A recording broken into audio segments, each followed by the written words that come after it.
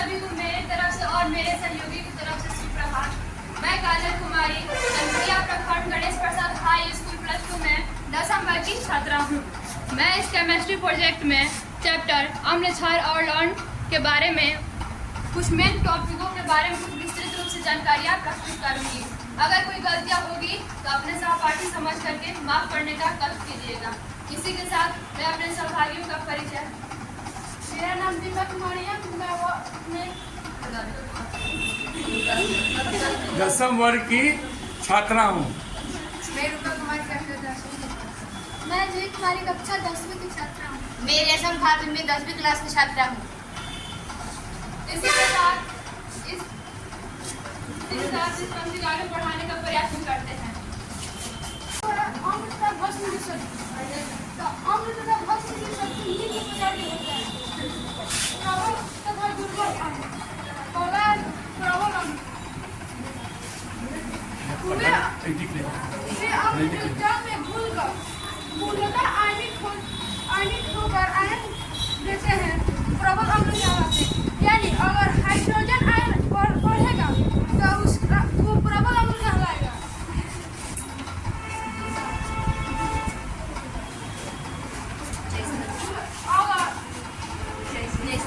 जैसे कि यहाँ पे प्रबल अम्ल वे अम्ल जो अम्ल में घुलकर पूर्णतः आयनिक होकर H+ आयन देते हमें प्रबल अम्ल कहलाते हैं। इसके उदाहरण यहाँ पे निम्नलिखित हैं, जैसे कि हाइड्रोक्लोरिक अम्ल। इसके अंदर यहाँ पे दुर्बल अम्ल भी है। वे अम्ल जो जल में घुलकर एवं आंशिक रूप से आयनिक होकर H+ आयन देते हुए दुर्बल अम्ल कहलाते हैं। इसका भी यहाँ पे उदाहरण निम्नलिखित है, जैसे कि सल्फ्यूरिक अम्ल। अब इसी के साथ यहाँ पे प्रबल तथा दुर्बल भस्म के बारे में जानने का प्रयत्न करेंगे। इसी के साथ जानने का यहाँ पे प्रबल भस्म में भस्म जो जलीय क्रिया में पूरी तरह आयनिक होकर काफी संख्या में OH आयन प्रदान करता है उसे प्रबल भस्म कहते हैं। जैसा कि यहाँ पे एसिडिक अम्ल, कार्बोनिक अम्ल। इसके बाद यहाँ पे है दुर्बल भस्म। इसके बारे में जानने का प्रयत्न करेंगे।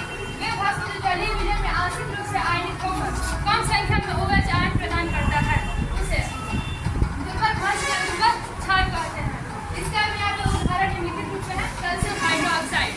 चलिए इसी के साथ दूसरा टॉपिक यहाँ पे है दैनिक जीवन में पीएच का महत्व। इसके बारे में कुछ जानने का प्रयत्न करते हैं। हमारे दैनिक जीवन में पीएच का क्या महत्व रहता है? हमारे दैनिक जीवन में पीएच एक महत्वपूर्ण भूमिका निभाता है। इसके कुछ महत्व पर यहाँ प्रकाश डाला गया है, जैसे कि वर्षा जल में पीएच की भूमिका, पाचन तंत्र में पीएच की भूमिका और मिट्टी में पीएच की भूमिका। इसमें से एक के बारे में विस्तृत रूप से चर्चा करेंगे। वर्षा जल में पीएच की भूमिका। आखिर वर्षा जल में पीएच की भूमिका क्या होती है, इसके बारे में कुछ जानने का प्रयत्न करेंगे। जब वर्षा होती है और उसका पीएच मान निश्चित निर्धारण कर दिया गया है कि 5.6 होता है। वर्षा जल का पीएच मान 5.6 होता है। अगर वर्षा जल का पीएच मान 5.6 से घट जाता है तो वो वर्षा जब होती है तो उसे अम्लीय वर्षा कहते हैं। और वो जब अम्लीय वर्षा होती है उसका जल नदियों में, तालाबों में प्रवाहित होकर जाता है तो उसमें उपस्थित सभी जलीय जीव, उनका जनन, प्रजनन, उनका जीवन सब कठिन हो जाता है। अम्लीय वर्षा होने के कारण आज ताजमहल की सुंदरता नष्ट होती जा रही है। कितने जीव जंतु का प्रजनन, उनका जीवन सब कष्ट में होता जा रहा है। इसको संतुलन में बनाए रखने के लिए हमें पर्यावरण का ध्यान रखना चाहिए। इसी के साथ हमारा अगला टॉपिक है पीएच तथा हाइड्रोजन सांद्र प्रबल भस्म दुर्बल भस्म। इसके बारे में हमारे दूसरे सहयोगी चर्चा करेंगे। हम जानेंगे कि प्रबल भस्म क्या है।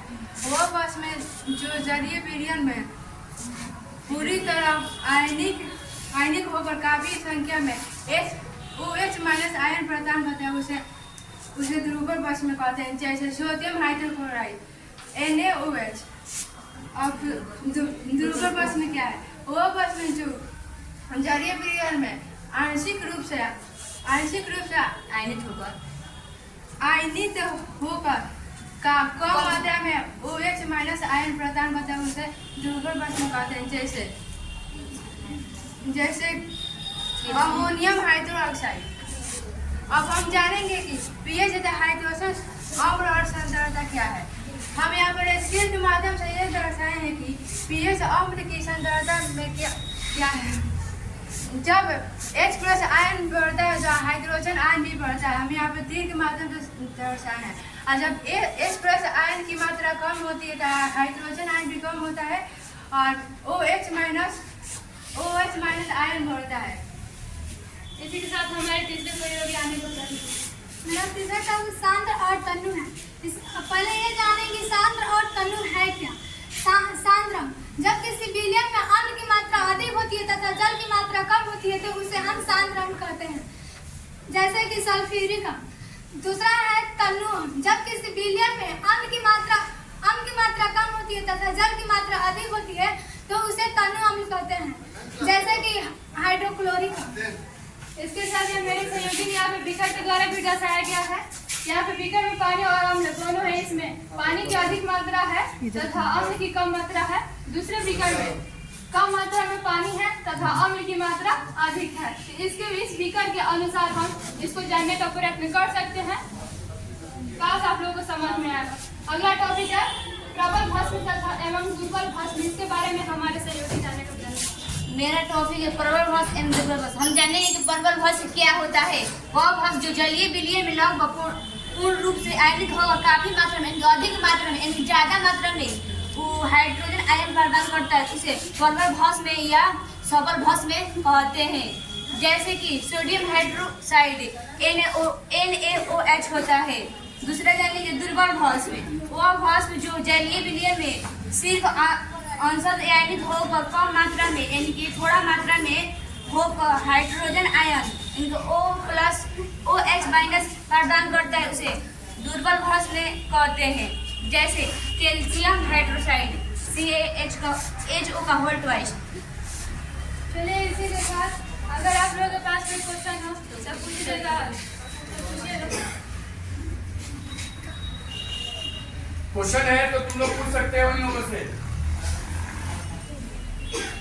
किसे कोई क्वेश्चन देते? हमारे शरीर में किस अम्ल के कारण मांसपेशियों में दर्द उत्पन्न होता है? इस अम्ल के कारण तुम्हारे मांसपेशियों में दर्द होता है। क्या है बोल रहा? लैक्टिक अम्ल से शरीर में जो है ये दर्द करता है, जान गए ना। हाइड्रोक्लोरिक अम्ल जो है ना तुम्हारे भोजन के पाचन करने में सहायता करता है। जब तुम भोजन करते हो ना, तुम्हारे एब्डोमेन में, पेट के अंदर HCl मौजूद होता है, वो भोजन को पचाता है। हाँ, दूसरा कोई क्वेश्चन? अब क्या है? किसी विलयन में pH का निर्धारण कैसे किया है? उसका सूचक कुछ होता है यूनिवर्सल सूचक। उसी के हिसाब से यहाँ पे फिर स्केल पे भी विलयन का मान लेते हैं कि आप नजर में कहाँ बात रखिएगा, पर यहाँ पे उसका कुछ फोटोग्राफी जैसे दिया गया है, उसके हिसाब से यहाँ पे उसका यूनिवर्सल सूचक उसके अनुसार स्केल पे दर्शाया जाता है और वहाँ से फिर हम विलयन में आते हैं। इसको निकाल लेते हैं कि मैंने कितना उसका। हाँ, उसके हिसाब से हम हाँ, ठीक है। और यूनिवर्सल सूचक क्या है? यूनिवर्सल सूचक अब जैसे कि आप किसी भी चीज़ के निर्धारण करने के लिए, मापने के लिए कुछ न कुछ यंत्र तो होता है, वैसे ही एक यूनिवर्सल सूचक है जिससे हम यहाँ पे उपयोग करते हैं। आप भी पूछेंगे आंसू का pH मान कितना होता है? आंसू 7.3। आंसू फिर से आंसू का pH मान 7.3 होता है। चलो और हाँ, pH स्केल किस वैज्ञानिक ने बनाया? सोरेन ने। कब बनाया? ठीक है, चलो आगे। इधर सब केमिस्ट्री 4-5 लोग पूछेंगे, बोलो। हाँ, यहाँ से पेट में बढ़ते हुए अम्ल को दूर करने के लिए किस भस्म का उपयोग किया जाता है? ये सवाल इसलिए तो बहुत सारे भस्म हो सकते हैं। एंटासिड का यूज करते हैं। तो एंटासिड तो कोई चीज का बना हो सकता है, किसी भी बेसिक चीज से बना हो सकता है ना। हाँ, एंटासिड कहा था उसका अपोजिट। ठीक है, आगे कोई एंटासिड और कोई? बी का अर्थ क्या होता है? फिर से कुछ और हो गया? जवाब मिल गया? जवाब मिल गया? हाँ, रासायनिक विलयन का pH मान कितना होता है? रासायनिक विलयन। और कोई सवाल? अरे इतने पढ़ने वाले बच्चे हो, फिर सवाल नहीं आ रहा? हाँ, इधर आओ, इधर आओ। छोड़। हाँ, पूछो। हाइड्रोक्लोरिक अम्ल एक विषैला अम्ल है। वो किसी भी चीज को गला देता है, लेकिन वो हमारे पेट में रहकर हमारे पेट को क्यों नहीं गला पाता है?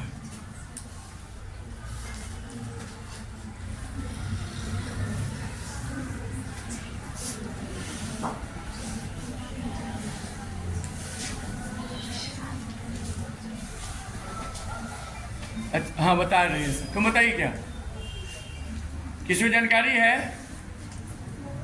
वो कहाँ पर मौजूद होता है पेट में? अमाशय में होता है।